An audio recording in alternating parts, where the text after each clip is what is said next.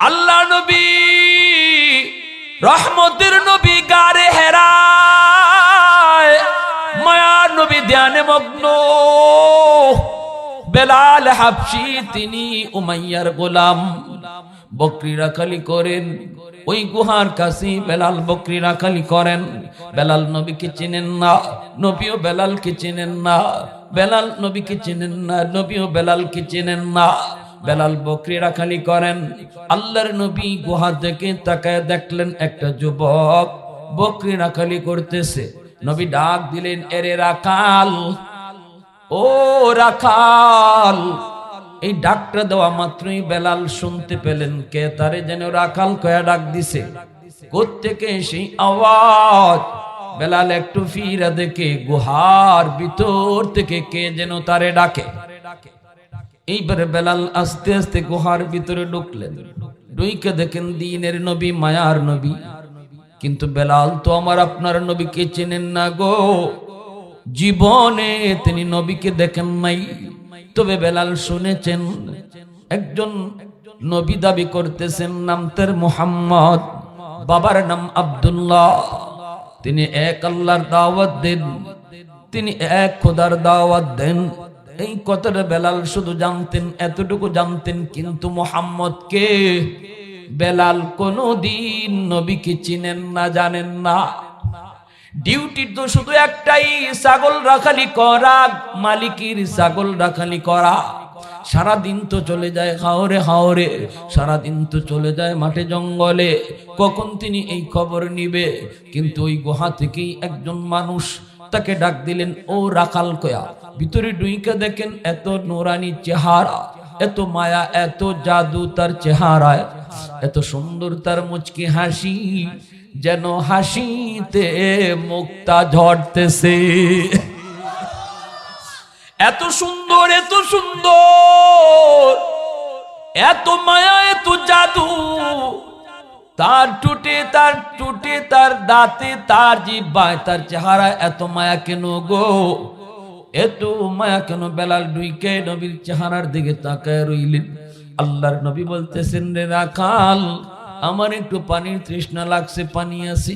বেলাল বলে, না, আমার কাছে কোনো পানি নাই। নবী বলতেছেন, তোমার যে ছাগলগুলি আছে, কোন ছাগলের উলানে দুধ আসেনি? বেলাল বলে, না, আমার ছাগলের উলানে দুধও নাই, কোন ছাগলের ওলানে দুধ নাই। আল্লাহর নবী বলেন, তাহলে যে কোনো একটা ছাগল তুমি আমার কাছে নিয়ে আসো।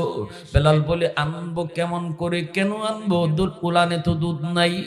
আল্লাহর নবী বলেন, রাখাল, ছাগল নিয়ে আসা তোমার কাম, ওলানে হাত দেওয়া আমার কাম, দুধ পৌঁছায় দেওয়া আমার মাওলার কাম।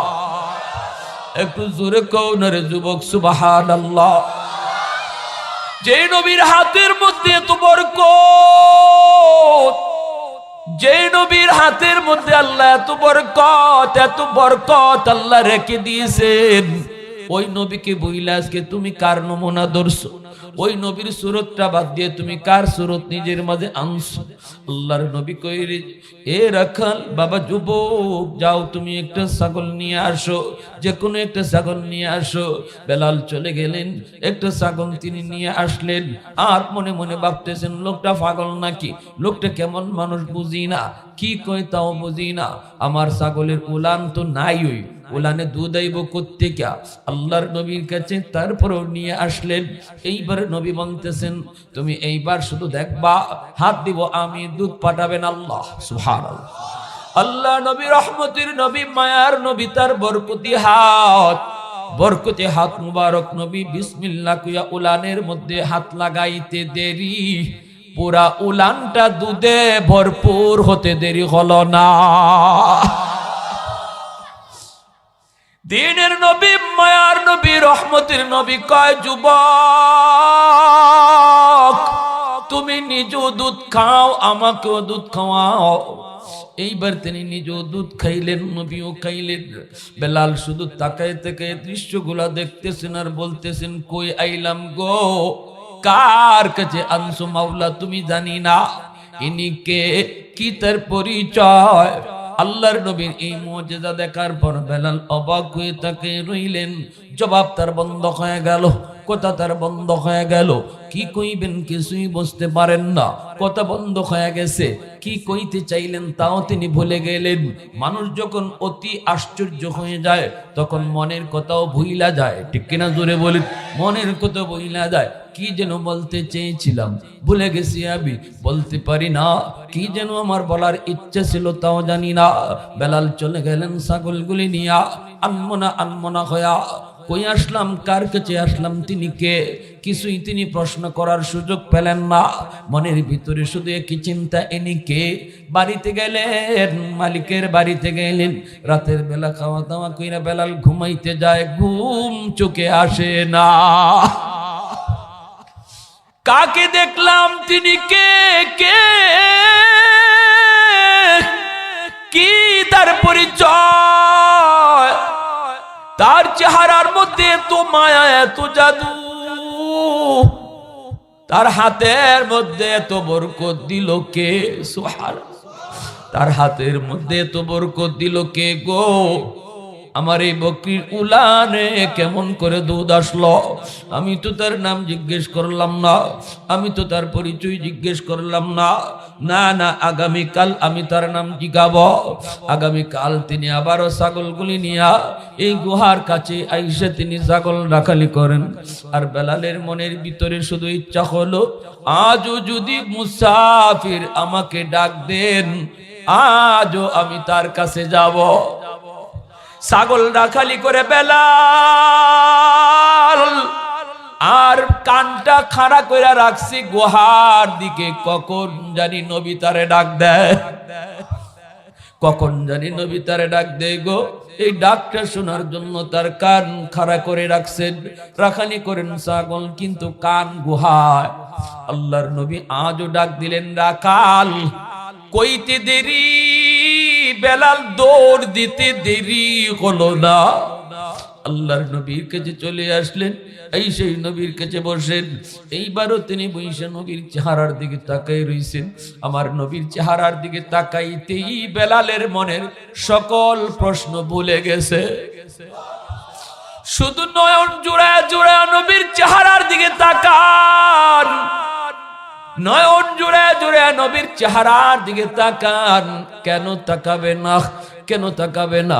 হালিমা সাদিয়া নবীর দুধ মা, তিনি বলতেছেন, ওগো আমেনা, আমি তোমার সন্তান মুহাম্মদের মতো জীবনে কোনোদিন এত সুন্দর সন্তান দেখি নাই। আমেনা বলতেছেন, তুমি কেমন করে দেখবা? আমি তো মক্কায় থাকি, পৃথিবীর সমস্ত এলাকার মানুষ মক্কায় আসে, আমিও আমার মানিকের মতো এত সুন্দর বালক জীবনে দেখি নাই। আল্লাহ বলতেছেন, জিব্রাইল, আমার বন্ধুর সৌন্দর্যের প্রশংসা চলছে, তুমি জিব্রাইল কিছু বলবানি বলো।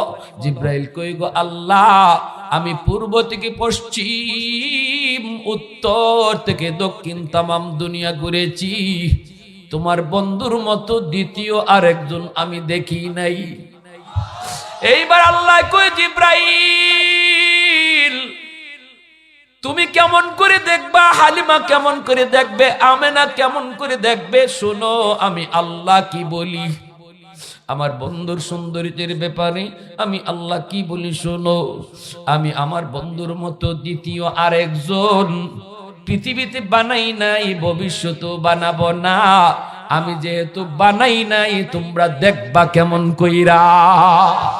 সুবহানাল্লাহ, আরো জোরে, আরো জোরে সুবহানাল্লাহ। उल्फत में तेरी वैसी ने दंदान को तोरा, बो बकर उमर नक्श कदम तेरा न छुरा। उल्फत में तेरी वैसी ने दंदान को तोरा, बो बकर उमर नक्श कदम तेरा न छुरा। ऐ उशाक नबी वाके असरार मदीना, सुल्तान का सुल्तान है सुल्तान मदीना, सरकार का सरकार है सरकार मदीना, गुलजार का गुलजार है गुलजार मदीना। अल्लाह ने मक्का ही में ये काबा बनाया, इस काबा का काबा तेरी मरकद को बनाया, अल्लाह ने मक्का ही में ये काबा बनाया। इस काबा का काबा तेरी मरकद को बनाया, ऐसा लम्हा जी चले जा राह मदीना। सुल्तान के सुल्तान है सुल्तान मदीना, सरकार का सरकार है सरकार मदीना, गुलजार का गुलजार है गुलजार मदीना। मोहब्बतेर साथे कोन আল্লাহু আকবার। বেলাল ওই দিনও চলে গেলেন, এই দিনও আর প্রশ্ন করতে পারলেন না। এই রাতেও বেলালের ঘুম নাই, সারা রাত একই টেনশন, একই চিন্তা, ইনি কে, আজও কেন আমি প্রশ্ন করতে পারলাম না। কি আপনার পরিচয়, নাম আপনার কি, বাবার নাম আপনার কি, বাড়ি আপনার কোথায়, কেন এখানে বসা, কি প্রশ্নগুলো আমি মনের ভিতরে নিয়ে গেলাম, কেন প্রশ্ন করতে পারলাম না। আগামীকাল আবারও আমি তার কাছে বকরি রাখালি করব। আজও যদি তিনি আমাকে ডাক দেয়, আজ অবশ্যই প্রশ্নগুলা করব। তৃতীয় দিন বেলাল আবারও এই গুহার মুখের কাছে, নবী আবারও ডাক দিলেন, রাখাল। আল্লাহু আকবার। হাইরে হা কি ডাক। বেলাল হাবশী আবারও গেলেন, যাওয়া মাত্রই আল্লাহর নবীকে প্রশ্ন করেন, নবীর চেহারার দিকে তাকায় প্রশ্ন করেন, আপনি কে? মানান্তা। সুবহানাল্লাহ। বেলাল বলেন, আমি এই প্রশ্নটা 3 দিন যাবত অন্তরে লালন করেছি, আপনারে জিগাবো, কিন্তু কেন জানি গো আপনার কাছে এসে চেহারার দিকে তাকাইলে মনের সকল প্রশ্নের কথা ভুলে যাই। আমি কেন জানি আনমনা হয়ে যায়, আমি কেন জানি অন্য মনস্ক হয়ে যায়। আল্লাহ বুঝি দুনিয়াতে এত সুন্দর মানুষও বানাইতে পারে, আল্লাহ বুঝি এত সুন্দর মানুষ বানাইতে পারে। আল্লাহ মনে হয় আপনার নিজের হাতে বানাইছে। এজন্যই তো নবীর সাহাবী হযরত হাসান রাদিয়াল্লাহু তাআলা বলতেন, নবী গো আপনার দিকে তাকাইলে মনে হয় আল্লাহ আপনারে আপনার মর্জি মতো বানাইছে। সুবহানাল্লাহ, সুবহানাল্লাহ জোরে কইতেন না। যেন নখ চোখ বানাইবার আগে আল্লাহ আপনারে জিগাইতেছে, বন্ধু তোমার চোখ বানাইতাম কেমনে বানাইলে তুমি খুশি কও তো। নবী গো আপনি যে ভাই কইছেন বুঝা যায় আল্লাহ এইভাবে আপনার চোখটা বানাই দিছে। দাঁতটা বানাইবার আগে, চোখটা, কানটা বানাইবার আগে, নাকটা বানাইবার আগে আল্লাহ যেন আপনার পরামর্শ নিছে। আপনি যে ভাই কইছেন এইভাবে আল্লাহ আপনারে বানাই দিছে। জোরে কোন না সুবহানাল্লাহ। যখন আল্লাহ নবীকে প্রশ্ন করছে, নবী বলেন, আনা মুহাম্মদ ইবনে আব্দুল্লাহ, আমার আব্বার নাম আব্দুল্লাহ, আমি আল্লাহর রাসূল। সুবহানাল্লাহ। নবী বলে, মানান্তা, তুমি কে, তোমার পরিচয়? বেলাল বলেন, নবী গো আমি গোলাম, আমার মালিকের নাম হলো উমাইয়া। এই কথা বলতে বেলাল বলতেছে, আমি শুধু শুনেছি মুহাম্মদ, মুহাম্মদ কোনদিন দেখি নাই। আজকে আমি নিজের চোখে দেখলাম, একদিন না 3 দিন আমি আপনাকে দেখেছি, আপনার হাতের মুজিজাও দেখেছি। অতএব নবী গো আজকে 3 রাত যাবত আমার ঘুম নাই। আমি আপনার দেওয়ানা, আপনার পাগল, আমি আপনার আশিক হয়ে পড়েছি। ইয়া রাসূলুল্লাহ, আমি আর দেরি করতে চাই না, এই মুহূর্তে গুহার ভিতরেই আমাকে কালেমা পড়ায়া মুসলমান বানায়া দেয়। বেলাল কালেমা পড়ে মুসলমান হয়ে গেলেন। এরপরে বেলাল চলে গেলেন। কিন্তু ভাইরা, সূর্য পূর্ব দিগন্তে উঠলে পরে এই সূর্যকে আর ঢাকে রাখা যায় না। ইমানদার অন্তরে ঢুকে এটা কখনো গোপন রাখা যায় না। সংখ্যায় তখন তারা খুব কম। যারা নতুন নতুন মুসলমান হয় এরা অনেকটা গোপনে গোপনে থাকেন, প্রকাশ্যে আসতে পারেন না। কিন্তু বেলাল এত বড় আশিক, এত বড় আশিক হয়েছেন, জবানের ভিতরে আহাদ আহাদ, আল্লাহ এক, আল্লাহ এক এমন ভাবে জারি হয়ে গেল। সাথে সাথে উমাইয়ার মাথা খারাপ, মালিকের মাথা খারাপ, আবু জাহেলের মাথা খারাপ। এ বেলাল, এখনো সময় আছে, তুই আহাদ বলা বন্ধ কর, আহাদ বলা বন্ধ কর, আমাদের দেবদেবীর নাম নে। বেলাল কয় অসম্ভব। শুরু হয়ে গেল নির্যাতন, একের পর এক নির্যাতন। মরুভূমির ভিতরে চিৎ করে শোয়া রাখা হলো, এইরকম ভাবে পাথর বুকে চাপ দেওয়া হলো, দুদিকে বডির দুদিকে কাটা, এরকম ভাবে কাটা বিদ্ধ করে রাখা হলো। যদি একটু নড়াচড়া করেন কাটা শরীরের ভিতরে ঢুকবে। এমন একটা কঠিন নির্যাতন বেলালের চলে। রাতের বেলা সারা রাত মক্কার উশৃঙ্খল যুবকরা ওনাকে মারধর করে। এইভাবে রাত যায়, দিন যায়, প্রাণ যায় অবস্থা।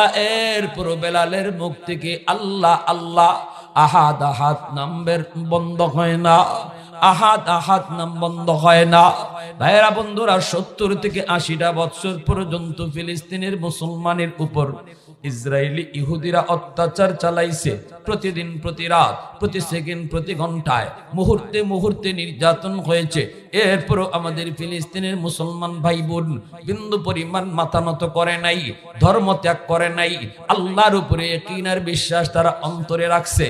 আজ তারা প্রতিরোধ করে তুলেছে, প্রতিরোধ। সৌদির বাদশার সাহায্য লয়া নয়, মূল সাহায্য যার প্রয়োজন তারে সাথে লইয়া প্রতিবাদ শুরু করেছে।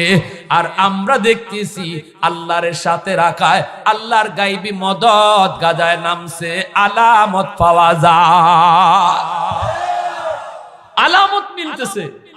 নাইলে মাত্র 40,000 মুজাহিদ, 30-40, আর ইহুদি সৈন্য, ইসরায়েলি সৈন্য 3 থেকে 4 লাখ। এরপর প্রতিদিন প্রতি রাত খালি মাইর খাইতেছে। আর এখন গাজার থেকে এরা স্থলযুদ্ধে যে সকল এলিট ফোর্স পাঠাইছিল সব ফেরত নিতেছে। এরা কয় মরছে 200-100। এরা মিথ্যাবাদীর দল, তো সারা জীবন মিথ্যার উপরেই তো এদের জন্ম, ধর্মটাই তো মিথ্যা, এদের জন্মকর্মই তো মিথ্যা। এজন্য মরে যদি 1000 কয় মরছে 1 জন। কত বড় ডাকাই, চিন্তা করছে, কত বড় ডাকাই। একটা সেনাবাহিনীর একটা গাড়ি, এই গাড়ি উড়াই দিছে। সেনাজানের ভিতরে মিনিমাম 10 থেকে 12 জন লোক, একবারে নিম্ন হইল থাকতে পারে। এই সেনাজান উড়াই দিছে হামাসরা। আর ইসরায়েলে কয় কি, কয় হয় আমাদের একটা সেনাজান ধ্বংস হইছে, তবে সৈন্য মরছে 1 জন। সৈন্য মরছে কয়জন? হারামির হারাম, লাভ নাই। বাটফারি যতই করো ধরা একদিন আসেনি না নাই, যতই চিটারি বাটফারি করো ধরা আসেনি না নাই, অতএব লাভ নাই। ধরা খাইছে। আমেরিকা আইছিল বেটাগিরি কইরা, আমি তোর পাশে আছি, তুই যা খুশি তা কর। ইবলিস ও বদরি কোথায় কইছিল আবু জাহেল রে, আরে মোহাম্মদ একটা বিষয় হইলো, আমি তোর লগে আছি, ইন্নী জারুল লাকুম। আবু জাহেল কয়, নেতা তুমি সাথে থাকলে কোনো টেনশনই নাই। একটু পরে ইবলিস দেখে আসমান থেকে ফেরেশতা নামতেছে। আল্লাহ ইবলিসকে দেখাই দিছে, ইবলিসে আল্লাহই দেখাইছে, দেখিলা তুই কেডা নামতেছে। ইবলিসে যেই খালি ফেরেশতা নামতেছে দেখছে, হে বদরের যুদ্ধ থেকে, ময়দান থেকে ভাগা শুরু করছে। এমনি আবু জাহেল কয়, নেতা আমার ঘরে ফালায় কই যাও? আবু জাহেল কয়, ইন্নী আরা মা লা তারাও। কয় রে, আমি যা দেখি এটা তোরা দেখো না রে। আল্লাহ আমারে দেখাইছে কেন লাগে আমি টের হইলিছি। ইন্নী আখাফুল্লাহ, আমি আল্লাহরে ডরাইবার মতো ডরাই। কারণ ইবলিসে আল্লাহরে খুব কাছে থেকে দেখছে, তো আল্লাহরে চিনে। আল্লাহ ধরে না, ধরলে আল্লাহ যেমন নরম তেমন জোরে খোকা। এটা ইবলিসে খুব ভালো বুঝে, আমরা থেকে বেশি বুঝে। কারণ হে মুআল্লিমুল মালাইকা হইয়া আল্লাহর খুব কাছে কাছে থাকছে, এজন্য আল্লাহরে একবারে বালা করে ইবলিসে চিনে। এজন্য ইবলিসে কয় রে, আমি আল্লাহরে বালা করে চিনি রে, আমি তাড়াতাড়ি যাই, চাচা যার জান বাসা। এমনি ইবলিসে কয়, আমার ঘরে লামায় গেলায়, তোর জান তুই বাসা। ইবলিস ভাগে বদর থেকে।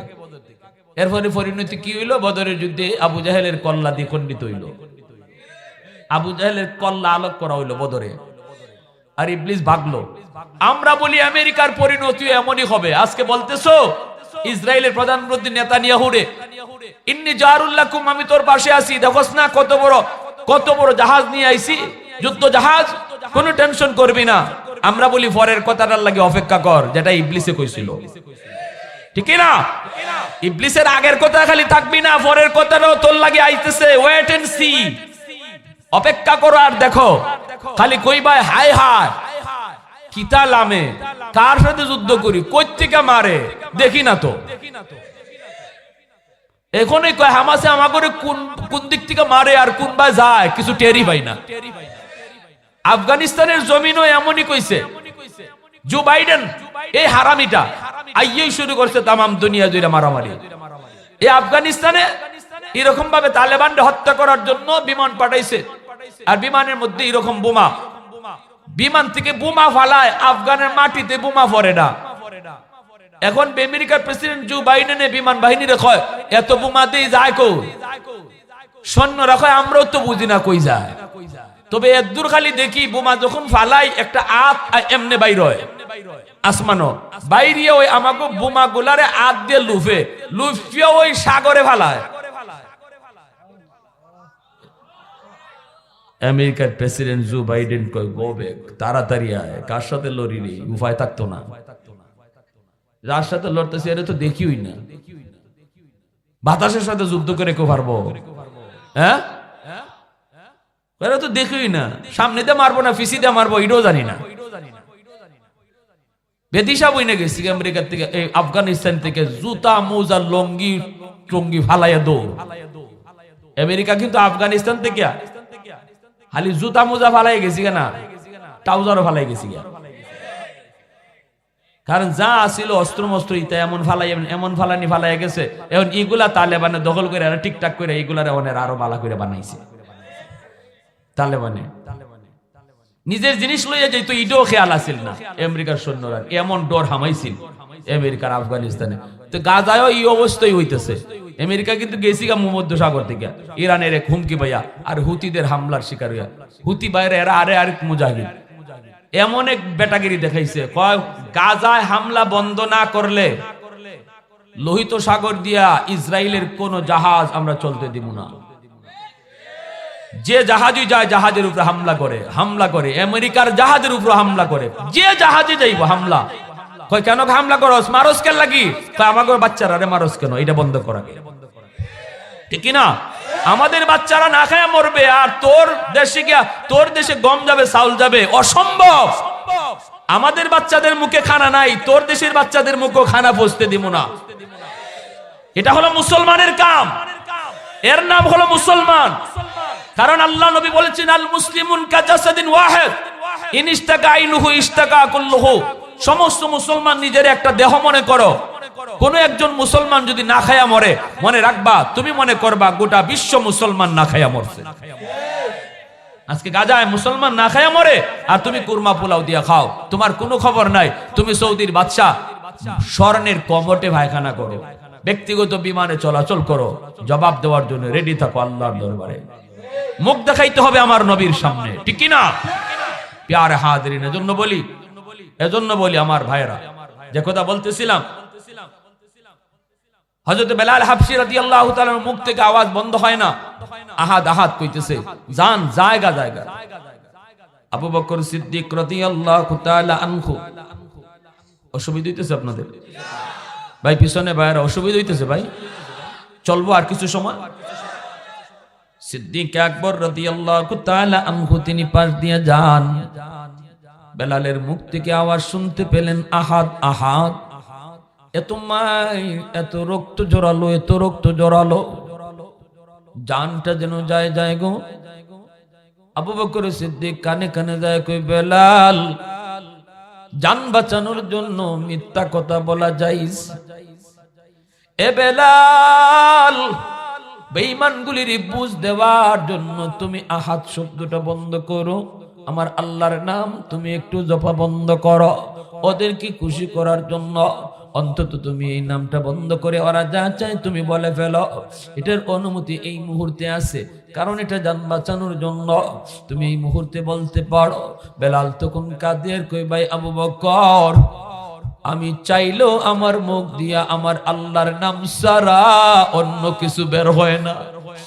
আমার জিহ্বা দিয়ে আল্লাহর নাম ছাড়া অন্য কিছু বের হয় না রে ভাই আবু বকর। চাইলেও আমি পারবো না, চাইলেও পারবো না। আল্লাহ নামের উপরে যেই মানুষটা মস্ত হয়, এই মানুষটার অজান্তেই জিহ্বা দিয়ে জিকির বের হয়, কলবি জিকির হয়ে যায়। এজন্যই কুতবুল আলম শাইখুল ইসলাম হুসাইন আহমদ মাদানী রহমতুল্লাহি আলাইহি ইন্তেকালের পর ডাক্তার যখন তার এরকম বুকের মধ্যে মেশিন লাগাইলো, উনি জীবিত নাকি মৃত, পালসের মধ্যে হাত দিয়ে কই ইনি মৃত, পালস দেখে কই পালস নাই, ইনি মারা গেছেন। কিন্তু কলবের মধ্যে বুকের মধ্যে যখন মেশিন লাগায় দেখতে চায়, তখনই দেখে দিলের মধ্যে এখনো আল্লাহ আল্লাহ জিকির শোনা যায়। মোহাম্মদুল্লাহ হাফিজি বাথরুমের ভিতরে ঢুকলেন, বাথরুম থেকে বের হলেন, খাদেম কই হুজুর আপনার মুখ দিয়ে রক্ত পড়ে কেন? হুজুর আপনি কি বাথরুমের ভিতরে পড়ে গেছেন? আল্লাহর ওলি কই না রে বাবা, আমি পড়ি নাই। কি কো তুমি রক্ত? বলে হ, এই যে আপনার এই দিক দিয়া কাঁচা রক্ত বের হইতেছে। আল্লাহর ওলি হাত দিয়ে লাগায় দেখেন হ রক্ত। তিনি বলেন কি কেমনে রক্ত বের হলো? হুজুর কোন আপনি কি পড়ে গেছিলেন? কই না রে বাবা পড়ি নাই। তাহলে রক্ত কেমনে বের হলো? মোহাম্মদুল্লাহ হাফিজি সাথে সাথে খাদেম হৃদয়রা কই ওয়াদা কর, কথা দে আমার জীবদ্দশে কারো কাছে বলবি না। ওলি আল্লাহরা নিজেদের কারামত কারো কাছে বলতেন না, কেউ যদি দেখেও সেটাও তারা নিষেধ করতেন বলতে। তিনি বলতেছেন আমি বলতে পারি, কিন্তু কারো কাছে আমার জীবদ্দশায় বলবি না।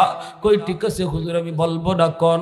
কয় আমি বাথরুমের ভিতরে ঢুকছি রে বাজান, বাথরুমের ভিতরে ঢুকে আমি বাথরুম করব, তখন দেখি আমার জিহ্বা দিয়ে আল্লাহ আল্লাহ জিকির, যেটা বাথরুমের আগে জিকির জিহ্বায় করত, প্রতিনিয়ত যেই জিহ্বায় আমার জিকির করত, বাথরুমে ঢোকার সময় আমি কইলাম জিহ্বা তুই জিকির বন্ধ কর, এখন আমি বাথরুমে ঢুকবো।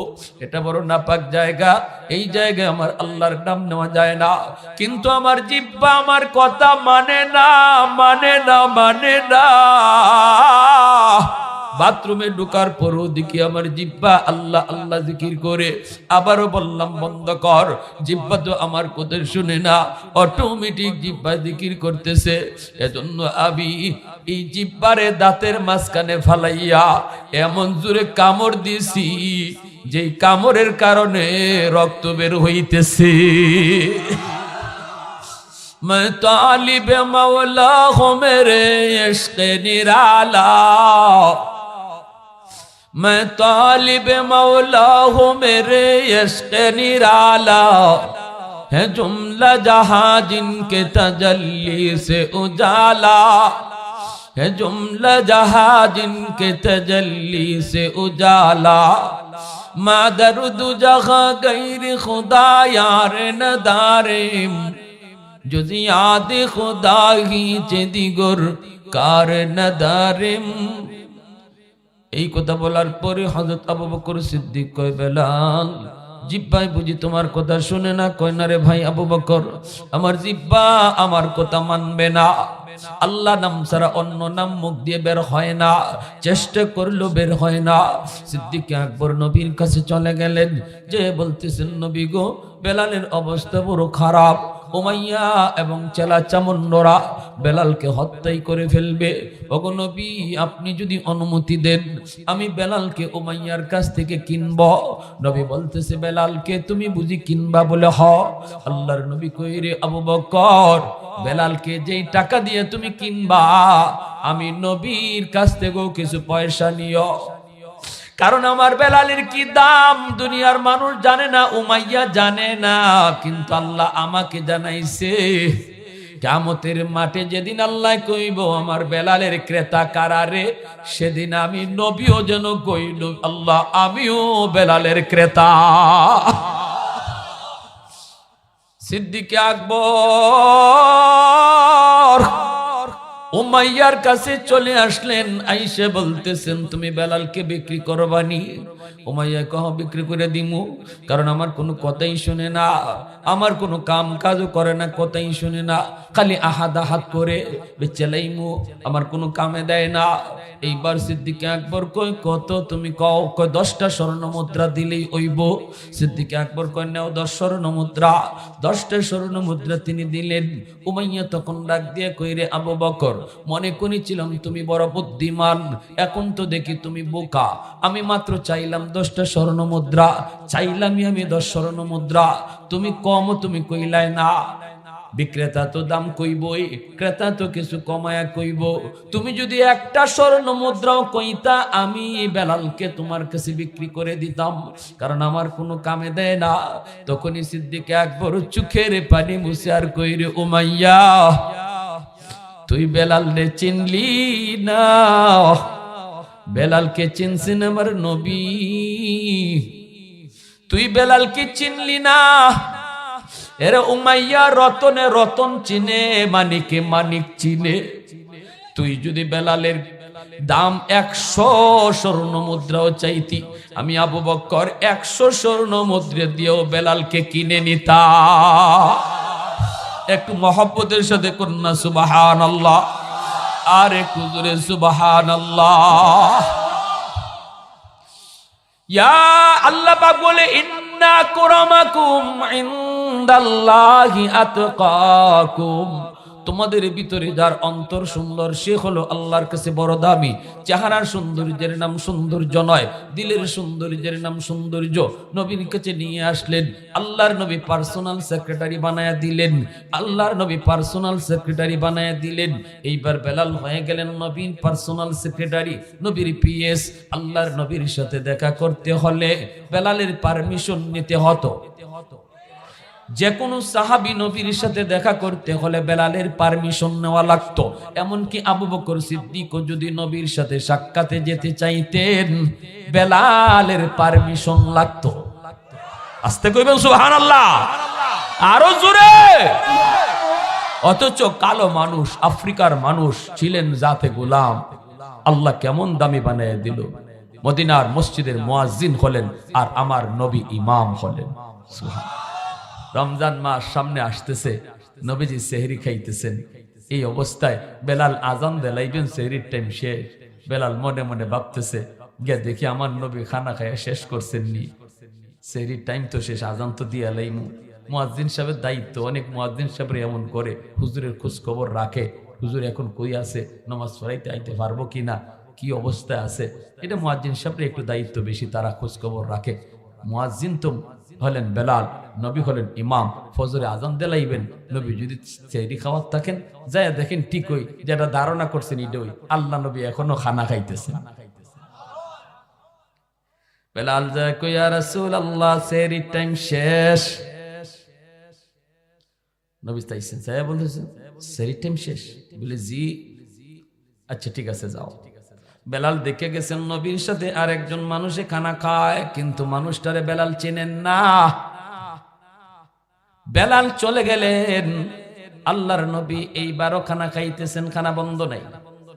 বেলাল যখন আবার আজান দিয়া দিবেন, একটু পরে আজান দিয়া লাইবেন, 1-2 মিনিট পরে বা 3-4 মিনিট পরে আজান দিয়া লাইবেন, আবার আইসে নাই, দেখি নবী খানা শেষ আসছেননি।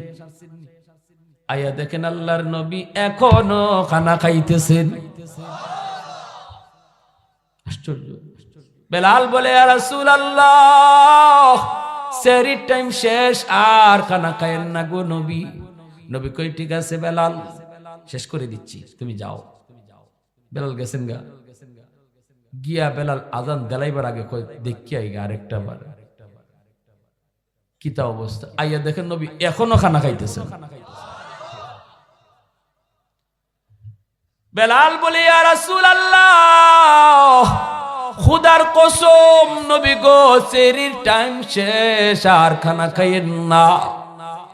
যেই মাত্র কইছেন খুদার কসম নবী গো আর খানা খাইয়েন না, সাথে সাথে আল্লাহর নবী কই, ইয়া আল্লাহ আমার বেলাল কসম খাইয়ে ফেলছে, তাড়াতাড়ি খানা।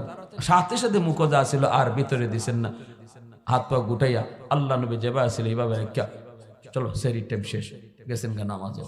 বেলালের নামাজ লইয়াছেন, ফজরের নামাজ পড়ি আল্লাহ নবী মিম্বরে বসলেন। মিম্বরে বইসা বলেন, সাহাবীরানি কে কোথায় আছো, সামনে বসো। কই আমার বেলাল, সামনে আসো। সুবহানাল্লাহ। আল্লাহর নবী এবার বলতেছেন, বেলাল ও বেলাল, তুমি যখন প্রথমবার আমাকে যায় বলছো সেহরির টাইম শেষ, খানা যিনি খাইতে বসছে ইনি আর কেউ নন, ইনি জিব্রাইলে আমিন। আমার পাশে বসা, যিনি আমার পাশে বসা, আমার সাথে খানা খায় না কিন্তু পাশে বসা, ইনি কে জানো? ইনি জিব্রাইল। জিব্রাইল আমাকে বলতেছেন, না গো নবী, বেলালের কথায় খানা বন্ধ করবেন না, টাইম এখনো আছে। দ্বিতীয়বার যখন তুমি কইছো টাইম শেষ, তখনও জিব্রাইল আমাকে কয়, না গো নবী খান, টাইম আরো আছে। তৃতীয়বার তুমি যখন আইসা কইছো কসম খোদার টাইম শেষ, তখনও টাইম কিছু ছিল, কিন্তু জিব্রাইল কইতেছে, নবী গো, আপনার বেলাল কসম খেয়ে ফেলছে, টাইম আরো কিছু বাকি আছিল। আল্লাহ আমাকে জানাইছে আপনাকে কওয়ার জন্য, বেলাল আল্লাহর কাছে এত দামি, এত সম্মানী, এত মায়ার আল্লাহর কাছে বেলাল। বেলালের কসমের ইজ্জত রক্ষায় আল্লাহ পাক টাইম থাকা সত্ত্বেও টাইম অফ কইরা দিছে। সুবহানাল্লাহ। সৈয়দে কৌনৈন তেরি জানে সারো কো সালাম, सैयद कौनैन तेरी जाने सारों को सलाम, यानी गिरदोन नबूवत के सितारों को सलाम, उन हिजाज़ी गाजियों को शख्सवारों को सलाम, यानी गिरदोन नबूवत के सितारों को सलाम, अंबिया के बाद शुहरा है उन्हें के नाम का, उनकी हिम्मत से पुला पुला चमन इस्लाम का। আল্লাহু আকবার। এজন্য আমার ভাইরা, ভালো করে যুবক মনে রাখো, বড় হওয়া যায় আল্লাহর ভয় অন্তরে রাখলে, ঠিক কি না? আল্লাহর ভয় অন্তরে রাখলে বড় হওয়া যায়, সম্মানী হওয়া যায়, আল্লাহর প্রিয় হওয়া যায়, আল্লাহর মায়ার হওয়া যায়। বেলালের কাছে দেখার মতো কিছুই ছিল না, ছিল শুধু দিলটা, যে দিলের ভিতরে মারিফতে ভরপুর ছিল, দিলটা আলোকিত ছিল, দিলটা আলোকিত ছিল। এজন্য আল্লাহ এত মায়ার হয়ে গেছে, আল্লাহর এত প্রিয় হয়ে গেছে, আল্লাহর এত প্রিয় পাত্র হয়ে গেছে বেলাল হাবশী। এজন্য যৌবন কালটা হলো আল্লাহর মায়ার মানুষ হওয়ার সময়, যৌবন কালটা হলো আল্লাহর ওলি হওয়ার বয়স। যত ওলি এই জমিনে গুজরায় গেছেন, প্রত্যেকে ওলি হয়েছেন যৌবন কালে। বেলাল যেই বয়সে আল্লাহর প্রিয় হয়েছেন, তোমার মতো একজন যুবক ছিলেন বেলাল হাবশী, ওই যৌবন কালেই আল্লাহর এত প্রিয় হয়েছেন। এজন্য আমি বলবো আজকের এই গুয়াবাই পশ্চিম মহল্লা ইসলামী যুব সংঘর প্রতিটা যুবককে দিলের ভিতরে শুধু মহব্বত ঢুকাও। কার? জোরে বলেন কার? দুনিয়ার কোন নেতা নেত্রী, কোন দলের, কোন মানুষের না, দিলের ভিতরে পুরা মহব্বত থাকবে কার? আল্লাহর। যখনই আল্লাহর মহব্বত আমার দিলে থাকবে, তখন আল্লাহর কোনো বিধিবিধান মানতে, আল্লাহর হুকুম আহকাম পালন করতে আমার কষ্ট লাগবে না, এটা আনন্দ পাবো, আনন্দ। কখনো জীবন দেওয়ার সুযোগ আসলে, জান দেওয়ার সুযোগ আসলে, তখনও হাসি মুখে জান দিতে তৈয়ার থাকবো। অতএব আল্লাহ আমাদের সবাইকে এই দিলটা আল্লাহর জন্য করি, নাপাক প্রেম ভালোবাসা থেকে নিজের দিলটাকে পরিষ্কার করি, আল্লাহ এবং তার রসুলের প্রেম আর ভালোবাসাটাকে অন্তরের ভিতরে জাগ্রত করি। আল্লাহ তৌফিক দান করুন। সবাই বলি আমিন।